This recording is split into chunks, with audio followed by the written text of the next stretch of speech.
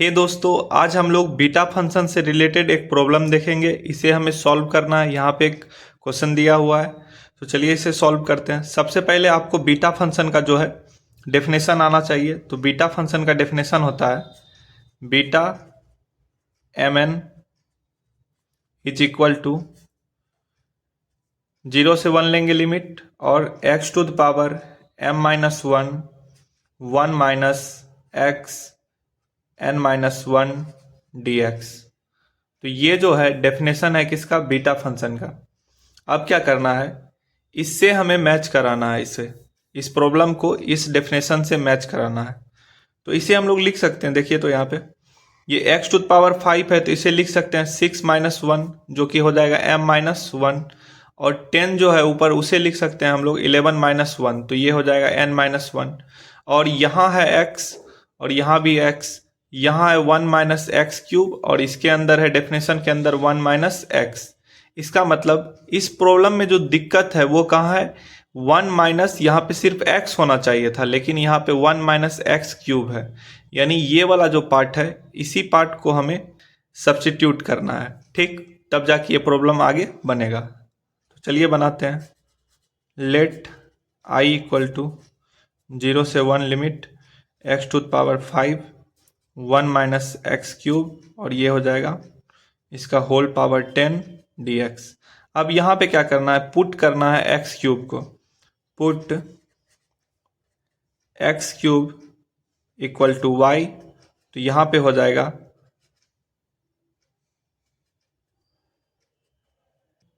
x को लिख सकते हैं y टू द पावर 1/3, ठीक। अब यहाँ पे क्या करेंगे, ये जो लिमिट दिया हुआ है, लिमिट को भी हम लोग यहाँ पे चेक कर लेंगे। तो लिमिट चेक करते हैं। अगर x का वैल्यू क्या कर दे 0, तो y का वैल्यू क्या आ जाएगा? तो x का वैल्यू जब 0 रखेंगे तो y का वैल्यू भी क्या हो जाएगा? 0 हो जाएगा। y का वैल्यू क्या हो जाएगा? 0। और जब x का वैल्यू 1 रखेंगे तो 1 का क्यूब क्या हो जाएगा? y भी हो जाएगा यहाँ पे 1। एक बार लिमिट को फिर से समझ लीजिए। जब इस इक्वेशन में वैल्यू रखेंगे x का 0, तब ये जो है 0 का पावर जो है 3, वो हो जाएगा 0, तो y इक्वल टू क्या हो गया? 0। जब x का वैल्यू 1 रखेंगे तो 1 का पावर 3, वो हो जाएगा 1, तो y इक्वल टू भी हो जाएगा 1, ठीक। अब यहाँ पे और भी काम करना है। ये जो dx है, dx इसे हमें चेंज करना होगा। dx को हमें dy के फॉर्म में लेके जाना पड़ेगा, क्योंकि हम x को अगर y के फॉर्म में ले जा रहे हैं तो dx को भी हमें dy करना होगा। तो क्या करेंगे, इस इक्वेशन को हमें डिफ्रेंशिएट करना पड़ेगा। तो चलिए इसे डिफ्रेंशिएट कर देते हैं। Differentiate with respect to x, तो ये हो जाएगा 3x² dy/dx, और इसे लिख सकते हैं हम लोग 3x² equal to dx equal to dy। और अगर सिर्फ लिखना हो हमें dx इक्वल टू, तो ये हो जाएगा dy/3x², ठीक। तो यहाँ से हमें dx पता चल गया, जो कि आ रहा है dy/3x², ठीक। तो अब सारा चीज़ जो है यहाँ पर पता चल गया। हमें जो है एक्स क्यूब को यहाँ पे पुट कर दिए y, जो लिमिट यहाँ पर जो है चेंज होने वाला था वो भी हो गया। x जब 0 रहेगा तो y 0, और x जब 1 रहेगा तो y 1।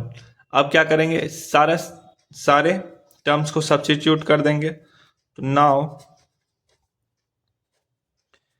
i is equal to limit 0 to 1, और x के जगह क्या लिखेंगे? x के जगह लिखेंगे हमें y टू द पावर 1/3, और इसका होल पावर हो जाएगा 5, क्योंकि x टू द पावर है 5। फिर अंदर लिखेंगे 1 minus x cube. X cube का जो वैल्यू है डायरेक्ट वो हम लोग y लिखेंगे, एक्स क्यूब को डायरेक्ट y लिखेंगे, तो ये हो गया y। अब इसका जो पावर है वो 10 है, तो 10 लिख दिए। अब जो dx है, dx को हमें क्या लिखना है? dx को लिखेंगे dy/3x²। अब यहाँ पे x जो लिखे हैं, तो x को भी चेंज करना होगा, क्योंकि x हम क्या लिए हैं? x लिए हैं y टू द पावर 1/3, तो इसे भी चेंज कर देते हैं। 0 से 1 लिमिट y, अच्छा इसे लिख सकते हैं हम लोग 5/3, 1 माइनस y, इसका होल पावर हो जाएगा 10 dy, और नीचे हो जाएगा x के जगह हो जाएगा y 1/3 का होल स्क्वायर। अब इसे हम लोग क्या करेंगे, फिर इसे भी सॉल्व कर लेंगे। तो चलिए अगले स्टेप में इसे सॉल्व करते हैं। तो ये हो जाएगा आई इक्वल टू 0 1, और ये हो गया y to power 5/3 1 minus y का होल पावर हो जाएगा 10 dy। और जो ये 1/, जो 3 है, नीचे जो 3 है, dy के नीचे 3, इसे हम लोग बाहर कर देते हैं। तो ये हो जाएगा 1/3, और यहाँ पर y का जो वैल्यू हो जाएगा वो हो जाएगा 2/3। क्या हो जाएगा, 2/3। तो ये जो 3 1/3 अंदर है, 2 से जब मल्टीप्लाई हो जाएगा तो ये हो जाएगा 2/3। अब इस टर्म को क्या कर देंगे, ऊपर भेज देंगे। तो ऊपर भेज देंगे तो y वाला टर्म यहाँ है, तो यहाँ पर जो है ये जब ऊपर जाएगा तो माइनस हो जाएगा। तो इसे इस तरह लिख देते हैं, y 5/3 माइनस 2/3 और 1 माइनस वाई होल पावर 10 और dy। अब ये हो जाएगा 1/3, लिमिट हो जाएगा 0 से 1, और y, अब 3 यहाँ पे एलसीएम हो जाएगा तो ये हो जाएगा 5 माइनस 2 3, और 3 से कट जाएगा तो ये हो जाएगा 1 माइनस वाई, इसका होल पावर हो जाएगा 10 और dy। अब जो है ये जो दिख रहा है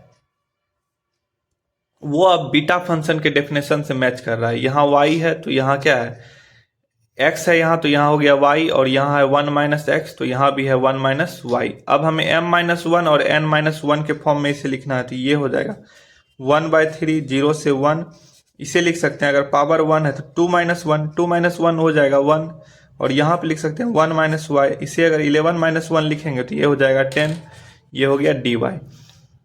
अब जो है ये पूरा टर्म जो है ये पूरा डेफिनेशन से मिल रहा है। तो यहाँ पर जो है m के जगह जो है, m के जगह क्या है, m के जगह यहाँ पर दिख रहा है 2 एंड n के जगह दिख रहा है 11। तो अब ये हो जाएगा हमारे पास i equal to beta function of m n, जिसे हम लोग लिख सकते हैं बीटा फंक्शन ऑफ 2 11। अब बीटा फंक्शन ऑफ 2 11 इसे सॉल्व करेंगे। तो इसे सॉल्व करना तो बहुत आसान है। अगर हम लोग के पास दिया हुआ है बीटा 2 11, तो इसे लिख सकते हैं हम लोग गामा 2 गामा 11, नीचे लिख लेंगे गामा m प्लस n, यानी 2 प्लस 11। तो अब ये हो जाएगा गामा 2 गामा 11, और नीचे हो जाएगा गामा 13। अब जब इस तरह का प्रॉब्लम रहता है तो हम लोग क्या करते हैं, अगर n है यहाँ तो क्या करेंगे, n-1 करेंगे, ठीक, और उसका फैक्टोरियल ले लेंगे। यानी अगर गामा फंक्शन n निकालना हो तो क्या करेंगे, n-1 फैक्टोरियल। तो ये हो जाएगा 1 फैक्टोरियल इंटू 10 फैक्टोरियल, नीचे हो जाएगा यहाँ पर 13 का, सॉरी, ये नीचे हो जाएगा 12 का फैक्टोरियल, नीचे हो जाएगा 12 का फैक्टोरियल। तो अब इस चीज को जो है इस प्रकार लिख सकते हैं हम लोग, 1 फैक्टोरियल इंटू 10 फैक्टोरियल, और 12 फैक्टोरियल को कैसे लिख सकते हैं, 12 फैक्टोरियल को लिख सकते हैं हम लोग 12 into 11 into 10 factorial, 10 factorial 10 factorial cut जाएगा। अब देखिए यहाँ पे क्या था, यहाँ पे प्रॉब्लम में जो है यहाँ पर 1/3 जो है ये बच रहा था, तो यहाँ पे लिखेंगे 1/3, और यहाँ भी आ जाएगा 1/3, i इक्वल टू 1/3 बीटा। तो ये आ जाएगा 1/3